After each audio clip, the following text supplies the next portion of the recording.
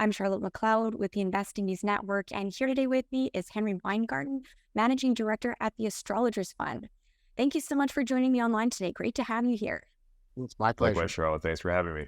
Really nice to be speaking with you. And since it is our first time talking, I thought that maybe you could begin with a little background on yourself, how you came to be looking at the resource sector, and the work that you do at the Astrologers Fund. Okay, that's a lot. That could be the next 6 days. But we'll start back with 1987. We're not going to start at the very beginning. And we knew about the 1987 crash a year in advance to the day. A friend of mine who was an astrologer predicted it. And I said that, that was very interesting. At the time, I was a professional astrologer, did people's horoscopes for love and money mostly. And I said, and I also at that time had a bookstore, publishing company, a school. And I said, you know what? I can do that. I'm an astrologer. I make predictions all the time. So I started paying attention to it. The way we came into the markets and gold markets was we had some clients, and we had corporate clients who would want to know where in the world they should be doing their mining. Because, by the way, astrology, most people think of as just timing, but it's also place. It's time and place. So we're doing that. And we did some charts of like Diamond X, and then we did something called Bre-X. And lo and behold, we saw that it was a rock on a cloud, knew exactly what was going to happen, and told everyone, get out, which was about 2 weeks before, which was pretty good. I'm a Leo, and so I have a natural affinity for gold, and I've been doing that for a long time. And we had one of the companies hired us to do their astrology work and to introduce people to it. And then we just sort of fell into it, when you sort of get into it. And we've been doing that for about 35 years. We have one of the best long-term records in gold, got people out at the right times, more or less, although the gold market is totally different than it was in the last century. Totally different. Okay, really interesting to get that background. And we're going to talk today about a number of the things that you mentioned, things going on in the general markets, in the gold space, and some of the mining stocks. Where I wanted to start is with the overall markets, because I know that people have a lot of questions about what's going on right now in the US. We've been hearing earlier this year that we're heading toward a recession. Now people are starting to, I think, question that, especially after we got our inflation data last week. So just wondering if you could give me your thoughts there. What are you seeing broadly? Well, let's start first with reality, which is they've changed the definition of recession. It used to be 2 negative quarters and we had it. For some people, they're already in recession. As far as inflation, we know the government numbers are not very accurate. You're going to tell me that it's 3-4% when someone like the United pilots just got 40% increases and other people get 20%. So the numbers are, let's say, less reliable than they used to be. But taking that aside, and Goldman Sachs just came out today and said they don't think there's a recession because inflation's going way down. But that's if you don't count something, because basically when something goes up, they take it off the index. So leaving that aside, we're not in that camp. We were basically in the camp, selling may go away. We felt that the market was going to go down, which it did not, and retest the October lows, because we had 2 times we wanted to be massively short, and those were 2 days before both financial crises took place, which was perfect timing, as a matter of fact. But it turns out the government decided to change the rules and say it doesn't matter whether you're insured or not, we're going to cover you. So they covered that. But the timing was perfect. By the way, that's sort of something that happened to me with the first U.S.-Mideast war, which we predicted 2 years out to within 4 hours. And at that time, we were absolutely correct about the war. Everyone who thought there was a war went short the market. Everyone who basically didn't think the war was going to happen was long the market. But the war took place, but it was, quote, an easy war, so the market rallied. So you have to be careful about that. So at the moment, we're still in the bearish camp. We have a lot of little trades we like doing to cover ourselves. We think the market is in fantasy land. In fact, we do forecast twice a year. The next one, our next webinar is on the 16th of August, and it's basically how to deal in fantasy land if the market's still up. So up to that point, we're staying with our bearish stand, even though we're above 4,500 as we're talking. It's all based on 7 stocks. So you take those 7 stocks out and the market's no place or down, depending on what sectors you're in. And our theme has been, which is we're keeping, is invest for 2024. So the summer market could stay up to ridiculous numbers. It can go down. It really doesn't matter. what is the reality? And the reality is the economy is slowing, or recession, call it what you want. Inflation's still here. It's not going away. The Fed is not going to lower interest rates in 2023. No way. The market's wrong about that. They're raising it again in July, and then they'll probably hold or not hold. I don't know if they're going to do a second one. So the market's ignoring the news. When they're wrong, it's being ignored. We're not in the view that the market's always right. It does not reflect economic reality. That being said, there are companies that are making lots of money and doing very well. For example, Lockheed Martin is doing fantastic thanks to the Ukraine war, and they just I think their profits are up 8 times from last year, So there are always sectors that are going to do well. Other sectors like biotech still in the toilet and way down. So our general view is invest for 2024. And as we get to as traders, basically when the market's up like it is today, we're going to be shorting it. And when commodities are down, we're buying it. So our basic view is the commodities are undervalued on an annual basis, and the market's way overvalued, or overvalued, depending on what you're looking at. So that's the general gist of what we do. And then we have specific stocks we like. For example, we have our, we call it our desert island pick, which what do you want to buy and go away and come back and just double your money? And that happens to be MAG Silver, which is our favorite silver play. Silver we like a little bit more than gold, except for the fact that given the economy is going into recession or weakening, whatever you want to call it, silver is also an economic metal, unlike gold, and therefore won't do quite as well, although it's worth $26.50, and as we're talking today, it's just about 25.5. Gold, in our opinion, is worth $19.53, so we're slightly overvalued, but of course, it can easily trade up to 2,000 or 2,200, and we can talk about why that's the case. So we have one stock that we like, and we like it for fundamental reasons. It's not an astrology play. I happen to know the company very well, and I like that it's both solidly producing and increasingly so, and also has not one, but two, I believe, successful strikes that are about to come this year. The other one, which is our more aggressive pick, was called TMC, or the metals company. There's no shortage of metal. There's a shortage of metals on the ground, but not a shortage of metals in outer space where I am, but it's very expensive. Psyche 17, which is worth untold trillions, it's a little bit off. I don't think we'll see it in my lifetime. But undersea mining is here. So the company was trading, and we recommended it at 60 cents, went 2 weeks later to $1.50, back to 60 cents, up to $3. It's $2 now, but it's worth $5. So sometime next year, it will be $3 to $5. So we take picks like that, or you can be sectors. There are a lot of things that will move gold forward by next year. If we give this, let's say even by May of next year, gold will be stronger than what it is. There are multiple drivers. We can talk about it. But the biggest driver, of course, or one of the biggest drivers, is the fact that the August group of the BRICS coming together, wanting to have a gold-backed currency. Whether they actually do it or not, we know that the dollar is going to be less used going forward because there's a lot of countries now doing their own direct exchanges. So that means less value for the U.S. dollar as a weakening situation, which is beneficial for gold, oil, etc. That's very broad insight. I think that's a long response to a short question. Yes, but you've given us a lot of different points that we can follow up on. And I think let's go first for gold, because that's always of great interest to our audience. You mentioned that there are many drivers of the metal that you're seeing, so we should talk about those. And I'm especially interested to hear more about the BRICS and their possible gold-backed currency, because people have a lot of questions about that right now. First of all, traditionally, we think gold has 4 functions. The first is its cheap geopolitical crisis insurance. The second is, and this is very important, for investors who cannot or will not buy the U.S. currency, that's an increasing number of people, as well as investors who want to safely and cheaply hedge the U.S. dollar exposure. Only gold is as good as gold. The third is gold is an attractive alternative risk mitigation hedge. And finally, that precious metal stocks will outperform physical gold as we get into 2024.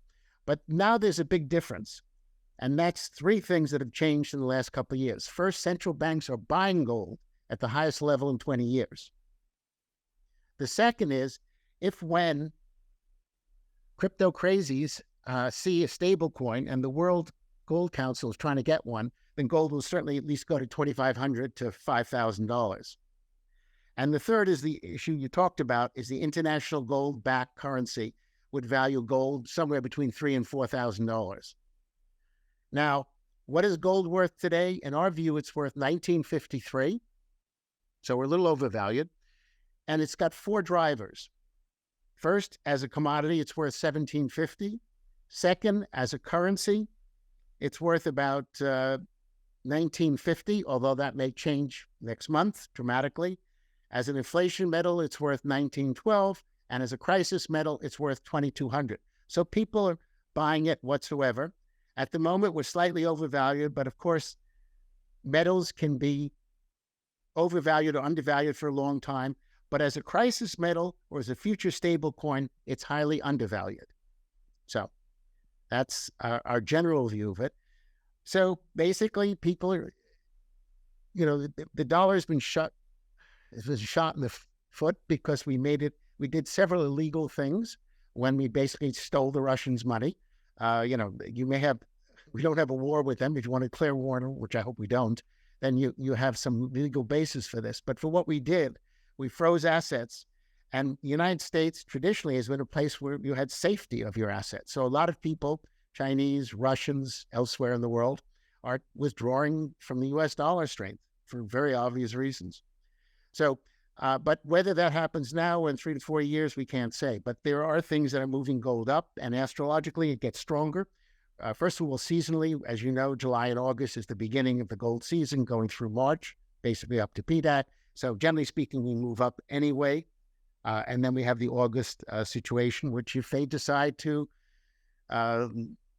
come up with it now, then the dollar is going to drop and gold's going to drop, raise at least 10%. Now, I don't know whether they're going to do that or they'll just encourage what they're doing. Country after country now is doing bilateral trade, mostly about 20, 30%. They can't do it all because let's say you're Russia and you're dealing with India, there's just too many rupees for you to deal with. You don't have enough to deal with. And that's why we have the dollar. And it will still be a global currency, but it will not be used as much. Hopefully a large number. But there's, something like 60% of the world is pissed off at us. That's a large number of people. Okay, really interesting to hear your thoughts on gold and those different valuations that you have for different aspects of gold. Because people buy and sell gold for different reasons. Just like if you're trading and investing, some people are buying for one reason and some people are selling for the same reason. Yeah. Really interesting. And I think that one thing that people have been thinking this year is, I think there is, even though gold is at historically high levels still, I know it's below 2000 where it was earlier this year, it's still historically high. I think that people are seeing all these circumstances in the world and they wonder why it hasn't moved more. I wonder if you have any thoughts on that. I have great thoughts on that. Being a Leo, I have a natural affinity for gold, and I don't even need horoscopes. I don't need charts. But last century, I could call gold to the dollar in the day often. Not always, but often. Around 2001, it stopped working. And I didn't understand why. What would happen beforehand, I want to talk about the history, which is any time in the last century. If we had three analysts together, and one analyst thought that there was an economic number that'd be 1%, another one said 2, one would say 3. We'd disagree on that. But if the number was 1%, we'd all agree what the market would do. If it was 2%, we'd all agree it would do. And same with 3. Stopped working around 2001. I said, I don't understand this. I went to the second largest gold trader on the COMEX, and I explained this. I used to be great. I could pick gold in my sleep. Now it's not working as well. Now we could do it to 2 days and $10. But not bad, but it's not like before. And he said, why not? He says, well, Henry, you know how big we are. I said, yeah, you're the second largest gold trader on the COMEX. He said, well, and we're talking at that time, there are 5 funds that are 10 times bigger than us, and they don't care about fundamentals. So, and it's more so today with computers. Who traded commodities previously? People who used the commodities. You had the hedges, you had the people, and a bunch of commodity traders. I was a CTA. We were the ones trading it. Once the big hedge funds came in, the game changed. It didn't matter what, they don't care what the market does tomorrow. It's what can I make today on the market? And I'll give you another example of that. you know at the moment that every time there's an inflationary number, gold is shorted, correct? I mean, you see it drop 5 down, 10, correct? Do you know anyone who's in the gold, who invests in gold, and I don't know anyone who invests in gold, buys gold stocks, and doesn't buy gold because of inflation? That's one of the 4 reasons we're buying gold. It's for inflation. And yet, every time there's inflation, it goes down. Why? Because these big hedge funds, which are 10 times, it has nothing to do with the crap about manipulation. Nobody cares. And I can give you a story on that, why that's BS. But leaving that aside, it's because they don't care. They don't care about fundamental. It's like they can push it down and they push it down. Now, until the game changes, and it does every couple of years, you learn the game and the game changes. But it's basically they sell it for that. And yet everybody you know and I know buys it for inflation. But this is the game. Now, the game is very different. We could talk about how markets are totally different than they were last century. I don't know if you want to hear that. Is that a yes? Yes, go for it. Let's go for it. Fine. Okay, markets changed in 1971. And when you tell that somebody, oh, yeah, we went off the gold standard. Yeah, that's true, but that's not the reason. 1971, we had fixed options were introduced. Now, what does that mean? Before 1971, if you were bearish in the market, what did you do? You sold stock. After 1971, if you were bearish in the market, you bought puts. But if you buy puts, the market makers sell you the puts, buy the market. So it became a self-correcting mechanism. That was the first change in the markets, which is why when you do historical work, you have to account for that. Second thing, 1987, we put limits into the market. And I think it's the first time that the PPT, which is the people who are playing government situations, support the market, which is very different than the gold conspiracy stuff. If the market's way down, they're told to do it. Now, in the very old days, and I'm going back 1980s, what used to happen, let's say in Japan, which was a much more civilized way. I didn't like it at the time, but I love it now. They trade 3 hours in the morning, 2 hours for lunch, 3 hours in the afternoon, which was a great way to do it. That was it. But let's say the market was down in the morning. At lunchtime, Mita would tell the guys, okay, I want the market up. And it would go up. It was a much simpler market. We can't do that today. So basically, we have the people, because what happens if there's bad news? The market's down. What do people think? It's bad news. But suppose there's news that you think is bad and the market's up or it doesn't go down. Can't be bad news. So there's all this manipulation in terms of S&Ps at certain critical junctures. Then, of course, what happened is we have computers. Now, what the difference between you and me and computers? Twofold. One, they're not emotional. So we don't have that emotionality in the markets, but you have the speed. If, let's say, there's a certain report and you think the market's going to go up 20%, well, it used to take 2 months, 3 months to do it. Now it's 2-3 days because everybody's computer goes to the same point. So you have this increased speed. And then, of course, today you have all these people that are somewhat ignorant in markets, we'll call meme investing, who short stocks for, I think, very bad reasons. And not short stocks, do short squeezes for very bad reasons. If a company is good, yes, you should do a short squeeze. It's a piece of garbage, you shouldn't. But that's a whole different ballgame. So you have different players who've been brought up in the crypto world. Some have been burned, not enough yet. But when that happens, that's a whole different story. But effectively, the markets are different, the mechanisms. And let me give you the most important lesson. When I was first learning, and I had really good mentors, they would say the market's like this. Today we concentrate on this. Today we do on that. And by the way, the two concentrations in the market today, we have stagflation, which is inflation some days and recession the other. Right now, they're trying to tell you both don't exist, and that's fantasy land. But up until Goldman Sachs' pronouncement today, everyone's saying, well, some days we're worried about inflation, and they just deal with that, and then other days we worry about recession. Now, of course, they're telling you forget about it. But there's another thing, and that's the markets like this. Now, let's suppose there's a news report tomorrow, and I know it's horrible, and the market's going to go drop 3% on opening. But today, I'm a computer. I'm buying all day, and then I sell at the end of the day. Where if you're an individual, hey, it's going to drop tomorrow, you're out. So all these mechanisms, because of computer trading, are up to 90% in fast markets, not in all markets.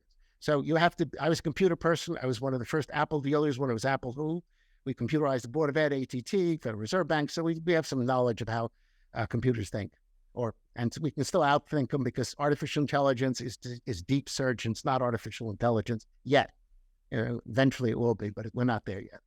So there are all these mechanisms that are different, and you have to know who's trading, because people are buying. So I, for example, may be selling something that I think is going up higher because of other reasons, and I could be buying it for other reasons. So, which is why and I'll close with this for a moment.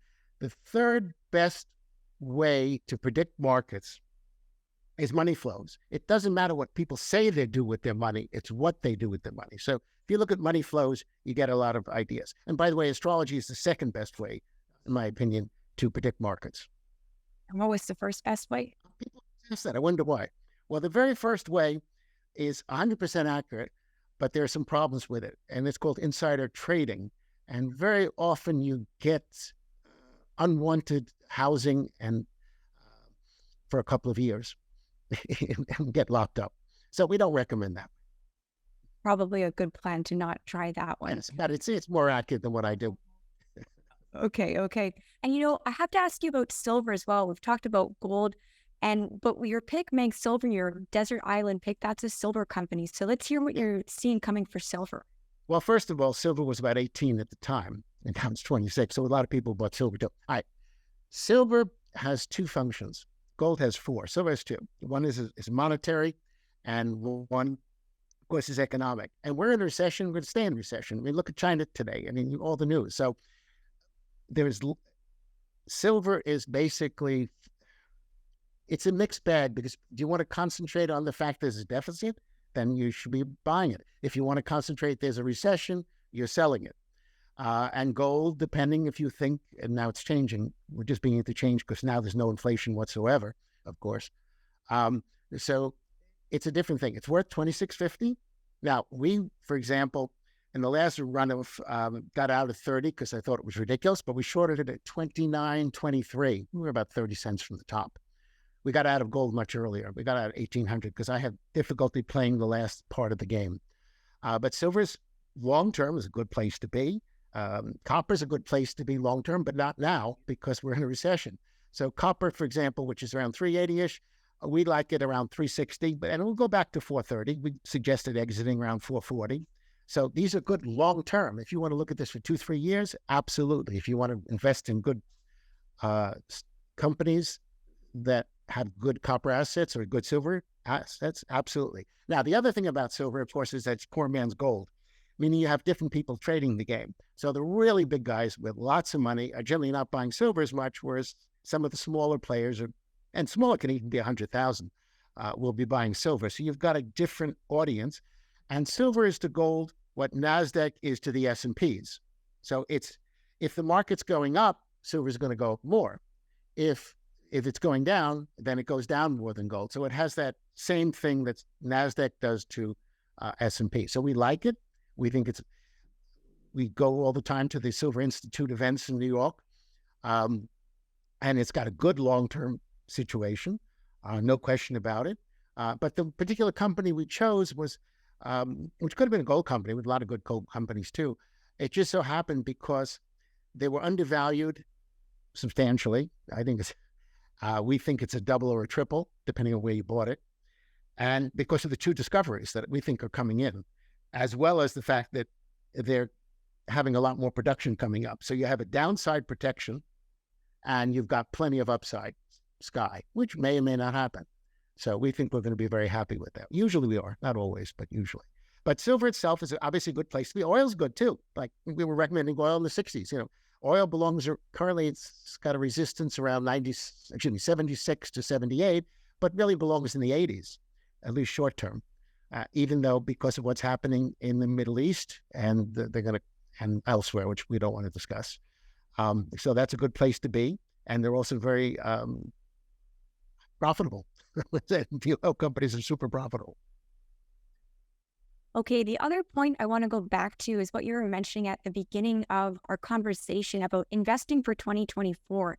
So Right. you've given us a bunch of ideas on what people might want to do with their money. But I think maybe if there's any more specifics you could share on what that looks like, because, people are familiar with sell in May, go away. What does investing for 2024 look like? It means that, for example, you should have, look, let's say gold stay exactly where it is today, 1970, 80. It can go down to 1,800. There are so many companies that are highly profitable, especially in the top quarter, unbelievably profitable. You know, I consider gold companies like manufacturing companies in the sense, but with the virtue that everything they produce is bought. So if you look at the cost of production, some of these companies, some of them are almost negative if you take other things into account. These are great investments. It's just people were ignoring them. And the biggest problem has been traditionally is crypto.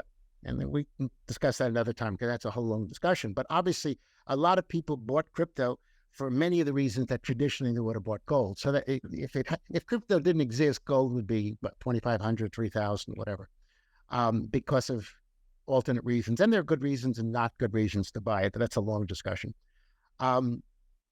So it depends. And I'll give an example. And everything is individual. You really have to do this. But we had, for example, I'm a member of the Pen Club, and one of the people there had just been speculating. He turned $400 into $16,000 in about 3 years, which is pretty good.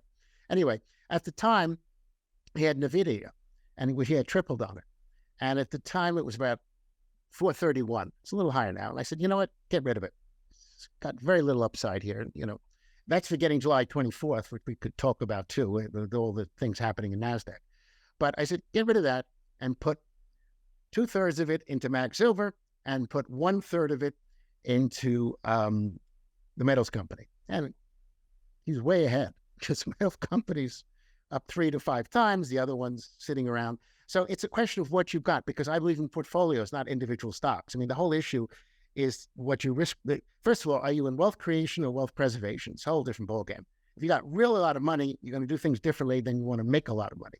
And then how you deal with your downside risk, reward, the probability. I mean, there's all sorts of things, but you want to put it together.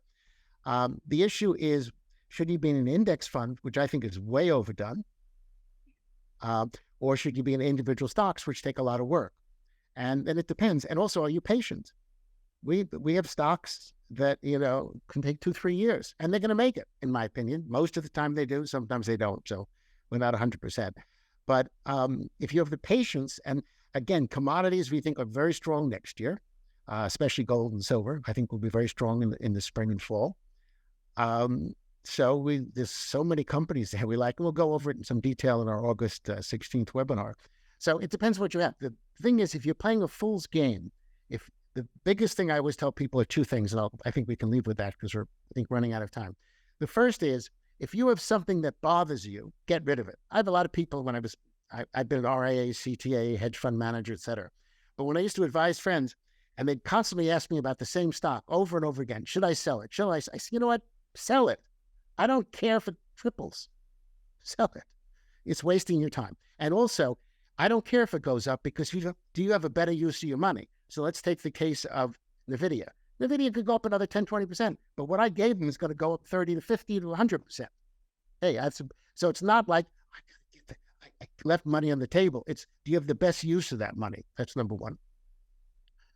Now, what was my second point on there? I can't remember it. We'll have to catch it later. But anyway, the main thing is yes. The second thing is, if it's a fool, if you think that it's way overvalued and only idiots are buying it, then if you don't want to sell it, then do one of 2 things: write calls on it or have trailing stops. Because at some point, people wake up, as they do with crypto, which we'll talk about another time. So if you have you think it's ridiculously priced, then either get rid of it, write calls, or put trailing stops in, because the markets can go a long way. Momentum is one of the 3 market mechanisms. And if it's something bothering you, and don't just worry about getting even, because, that's one of the bases of technical analysis. I'm a technical analyst as well. So a lot of people, I just want to get even. Forget it. It's take that money and you have a better use of it. If you don't, leave it in cash, because cash can have some value.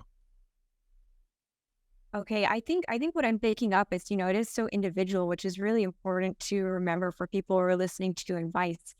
But you've given us a lot to think about. We will have to have you back sometime to talk about crypto and some of the other topics that we started to go down, but maybe don't have time for right now. Great. Well, thank you. I enjoyed it. And again, be cautious. Remember, the markets are in fantasy land at the moment. They're not always there. And again, with the big 7, In the 24th of July, there's basically there's a lot of selling of those stocks happening because of how the S&P is going to change and the Nasdaq is going to change or may change. So book some profits. Don't be afraid. Okay, great words to end on. Thank you so much for coming to talk today. We will have to have you back at a later date to go over some of these other topics. Thank you. Great. And once again, I'm Charlotte McLeod with the Investing News Network. This is Henry Weingarten with the Astrologers Fund.